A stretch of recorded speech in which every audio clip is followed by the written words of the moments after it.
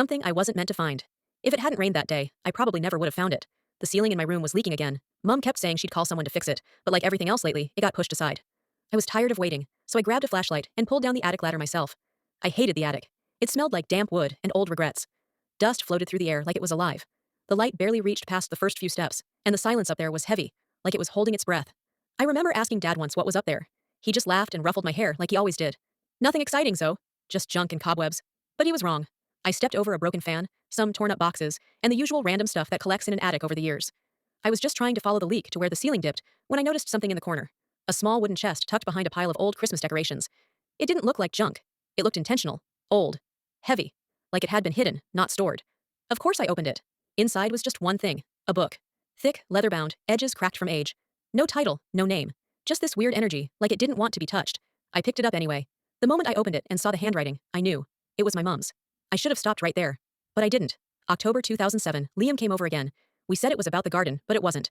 I know it's wrong. Mike doesn't deserve this. But I can't help how I feel. Liam makes me feel alive. I froze. Liam? Uncle Liam? My dad's brother? I flipped ahead. Fast. Too fast. My hands were shaking.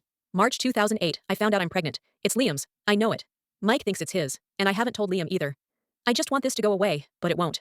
I stopped breathing. She was talking about Brian, my little brother, who looked nothing like Dad, and everything like Liam. People always joked about it. He's a mini Liam. I used to laugh. Now I felt like screaming. I sat in the attic, my back against the wall, the book heavy in my lap. The words blurred. My chest hurt. My whole body felt like it was shaking from the inside out. My mom had lied. Uncle Liam had lied. Brian didn't even know. And my dad, my poor dad, he had no idea. I shoved the book into my backpack and climbed down like I was walking through water. When I passed the living room, Brian looked up and grinned at me with a mouthful of cereal. "Hi, Zoe," he chirped. I nodded, but I couldn't look at him. All I could see was the truth. I locked myself in my room, pulled the book back out, and kept reading. I didn't want to, but I couldn't stop. Every page felt like another knife. She said she loved Liam. She said marrying Dad was a mistake. She said nothing about telling the truth. I don't know what to do now. I don't even know who I'm angrier at, Mom for what she did, or myself for finding out. But I can't unknow it.